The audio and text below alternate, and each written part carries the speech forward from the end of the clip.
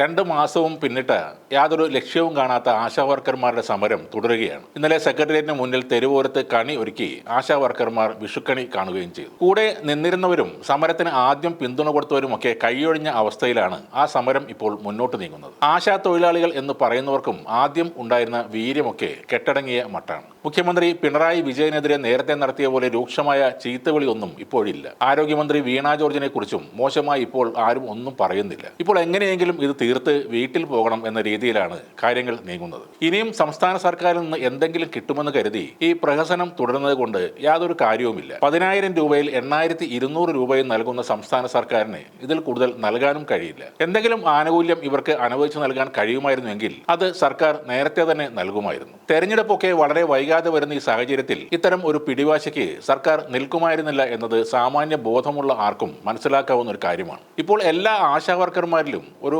അപേക്ഷയുടെ മുഖമാണ് കാണാൻ കഴിയുന്നത്. ഈ 2 മാസം സമയത്തിനുള്ളിൽ 5 പ്രാവശ്യം ചർച്ചയ്ക്ക് സർക്കാർ തയ്യാറായിട്ടും പഠിക്കാൻ സമിതിയെ നിയോഗിക്കാം എന്ന് പറഞ്ഞിട്ടും ആശമാർ കേട്ടില്ല. കേന്ദ്ര സർക്കാരിനെ കണ്ട് കേരളം ആവശ്യങ്ങൾ ഉന്നയിച്ചിട്ടും കേന്ദ്ര സർക്കാർ ഒരു കാര്യവും അംഗീകരിച്ചു തരാൻ തയ്യാറല്ല എന്ന് വ്യക്തമായി പറഞ്ഞിട്ടും സമരം അവസാനിപ്പിച്ച് വീട്ടിൽ പോകാൻ ഒരു തരത്തിലും തയ്യാറാകാതെ നിന്നവരാണ് ആശമാർ. അതേ ആശമാർക്കാണ് ഇപ്പോൾ അനുനയത്തിന്റെ ഭാഷ കൈവന്നിരിക്കുന്നത്. കഴിഞ്ഞ ദിവസം മുഖ്യമന്ത്രി ചോദിച്ചത് ഈ സമരം അവസാനിപ്പിച്ച് പോകണം എന്നുള്ള ചിന്ത ആശമാർക്കും വേണ്ടേ എന്നാണ്. ഇനി ഒന്നും സർക്കാരിന് ചെയ്യാനില്ല എന്നത് വ്യക്തമായി പറഞ്ഞിട്ടും ആശമാർക്ക് പലർക്കും ഇക്കാര്യങ്ങൾ മനസ്സിലായിട്ടില്ല. 2 കാര്യങ്ങൾ ഇപ്പോൾ വ്യക്തമാണ്. ഒന്ന്, സമരം ചെയ്ത് ആശമാർ മടുത്തു കഴിഞ്ഞു. ഇല്ലാത്ത ഒരു കാര്യത്തിനാണ് തങ്ങളിങ്ങനെ സമരം ചെയ്യുന്നതെന്ന ബോധ്യം അവരിൽ കുറെ പേർക്കെങ്കിലും ഇപ്പോൾ ഉണ്ടായിട്ടുണ്ട്. 2, ഇങ്ങനെ പോയാൽ സമരം അവസാനിപ്പിച്ച് നാണം കെട്ട് പോകേണ്ടി വരും, അല്ലാതെ സർക്കാർ ഇനി ഒന്നും തരില്ല എന്ന് ഉറപ്പായി കഴിഞ്ഞു. പക്ഷേ ഇത്രയും ദിവസം സമരം നടത്തിയിട്ടും തെറ്റ് തങ്ങളുടെ ഭാഗത്താണെന്ന് സമ്മതിക്കാനും ഇവർക്ക് മടി കാണും. അതുകൊണ്ട് ഇനി വേണ്ടത് സർക്കാർ ഒരു ചർച്ചയ്ക്ക് കൂടി വിളിച്ച് എന്തെങ്കിലും ഒന്ന് കൂട്ടിത്തരാം എന്ന് പറയണം. അപ്പോൾ സമരം അവസാനിപ്പിച്ച് വീട്ടിൽ പോകണം.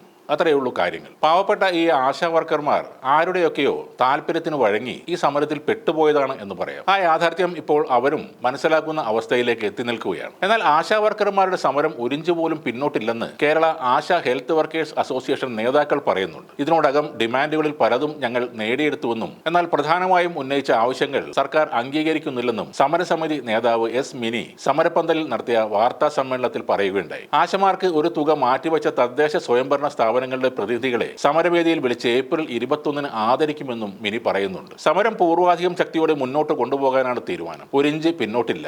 ശക്തമായ സമരവുമായി മുന്നോട്ട് പോകും. ജില്ലകളിലെ സമര പരിപാടികൾ ഏകോപിപ്പിക്കും. 99% ജനങ്ങളും സമരത്തിനൊപ്പമാണെന്നും മിനി പറയുന്നു. കണ്ടറിയണം ആരൊക്കെ എത്രനാൾ ഈ പ്രഹസന സമരത്തിന് ഒപ്പം ഉണ്ടാകുമെന്ന്. ഇതിനിടെ ഈ സമരത്തെപ്പറ്റി കേന്ദ്ര സഹമന്ത്രി സുരേഷ് ഗോപി പറഞ്ഞ ചില കാര്യങ്ങളെക്കുറിച്ച് സിനിമാ നടൻ ജഗദീഷ് പറഞ്ഞതും ശ്രദ്ധേയമാണ്. ആശാവർക്കർമാരുടെ സമരത്തെക്കുറിച്ച് സുരേഷ് ഗോപിയോട് ചോദിച്ചാൽ അദ്ദേഹം പറയുന്നത് ആശാവർക്കർമാരുടെ സമരം അടിസ്ഥാനപരമായ വൈഷമ്യങ്ങളിലൂടെ ജീവിതത്തിൽ ഉടക്കി ഉഴലുന്ന ചില പ്രത്യയശാസ്ത്രപരമായ ചില അചഞ്ചലമായ രൂപകൽപ്പനകൾ ഉണ്ടാക്കുന്നതിന്റെ ഇമേജുകളാണ്. ഓരോ സമരങ്ങളും സമര പ്രത്യാഘാതങ്ങളും ഇതൊക്കെയാണ് അദ്ദേഹം പറയുന്നത്. ഈ പറഞ്ഞതിൽ തനിക്കൊരു ചുക്കും മനസ്സിലായില്ല എന്നാണ് ജഗദീഷ് പറയുന്നത്. സുരേഷ് ഗോപി സാർ പറയുന്നത് മാത്രമല്ല, ഈ ആശാ സമരം തന്നെ എന്തിനാണെന്ന് മനസ്സിലാകാത്ത അവസ്ഥയാണ് ഇന്ന് കേരളത്തിൽ പലർക്കും ഉള്ളത്.